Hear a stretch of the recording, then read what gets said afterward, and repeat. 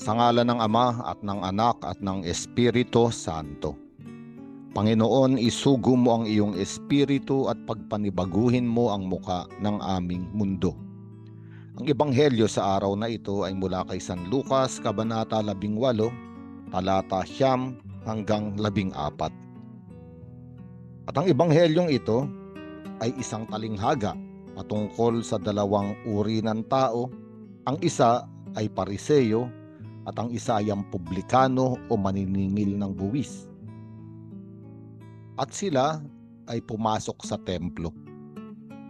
Ang Pariseyo, na ang tingin sa sarili ay matuwid, ay nananalangin tungkol sa kanyang sarili.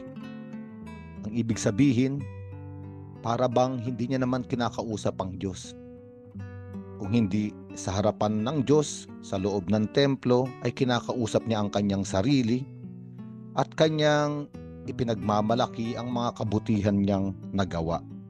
Sabi niya, nagpapasalamat ako sa iyo, O Diyos, sapagkat hindi ako katulad ng ibang mga magnanakaw, mandaraya, mangangalunya, o kaya'y katulad ng maniningil ng buwis na ito.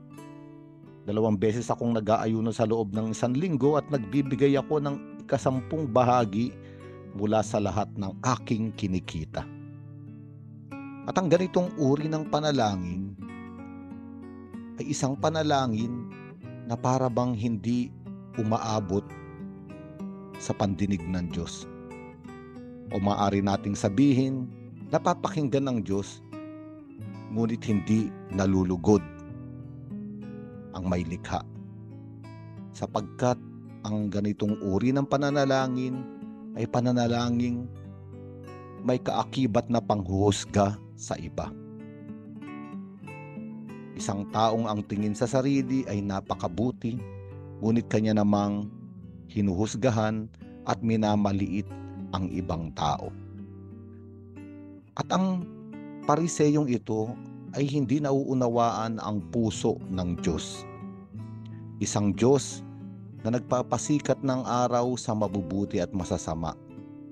Nagpapapatak ng ulan sa mabubuti at masasama, sa matutuwid at mga makasalanan. Ito ang Diyos na kausap ng Pariseyo. Kaya nga, para bang malayo ang puso o kalooban ng Pariseyong ito sa Diyos na kanyang sinasamba. Samantala, sa likuran ng templo ay may isang publikano na nakatayo. Ayaw man niyang lumapit sa harapan. Hindi man siya makatingin sa langit. At dinadagukan niya ang kanyang dibdib at sinasabi, O Diyos, mahabag po kayo sa akin na isang makasalanan. Isang tao na nakikita ang kanyang buhay sa harapan ng Diyos at nakikita niyang hindi siya karapat-dapat dahil sa kanyang mga kasalanan. Kaya ang kanyang panalangin ay galing sa puso. Mahabag kayo sa akin na isang makasalanan. Wala siyang hinuhusgahang iba dahil siya ay sigurado at natitiyak niya sa kanyang sarili na hindi siya mas mabuti sa iba. At itong panalangin na ito ang pinapakinggan ng Diyos. Isang panalangin may kababaan ng loob. Isang panalangin ng isang anak na bumabalik sa kanyang ama. Inaamin ang kanyang kasalanan at pagkakamali, ngunit nagtitiwala sa pag-ibig at awa ng Panginoon. Kaya nga sinabi ni Jesucristo na sa dalawang lalaking ito, ang umuwing kinalulugdan ay ang publikano, sapagkat umuwing pinatawad sa kanyang mga kasalanan.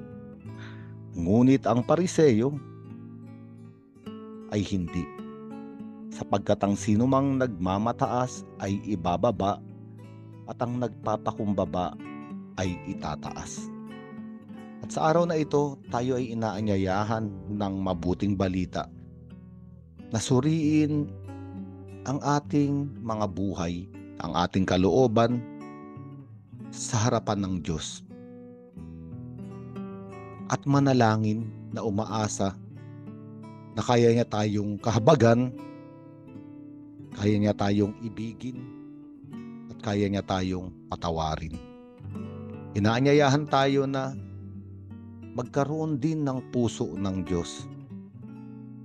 Isang Diyos na mula sa langit, ngunit naging mababa, nagkatawan tao, ang ating Panginoong Hesukristo, upang kunin ang kasalanan ng tao sa kanyang katawan, ipako sa krus at wasakin doon ang kapangyarihan ng kasalanan at kamatayan.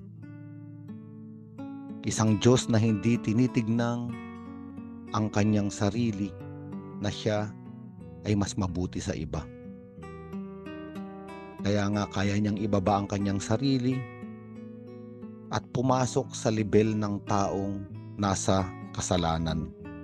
Bagamat hindi siya nagkasala, siya ay naging kasalanan sapagkat kinuha niya sa kanyang katawan ang kaparusahan dulot ng ating mga pagkakamali. Ang isang panalangin na papakinggan ng Diyos ay panalangin ng taong may kababaan ang kalooban. Kaya nga sa tuwing tayo ay mananalangin, magpasalamat tayo sa Diyos, purihin natin ang kanyang pangalan, ihingi ng kapatawaran ang ating mga kahinaan at kasalanan, at ganun din ay humingi ng lakas ng kanyang pag-ibig upang mapatawad din ang mga nagkakasala sa atin. Sa ganitong paraan, hindi tayo mahuhulog sa patibong na maglalayo sa atin sa pag-ibig at pananampalataya sa Diyos. Sa ngalan ng Ama at ng Anak at ng Espiritu Santo.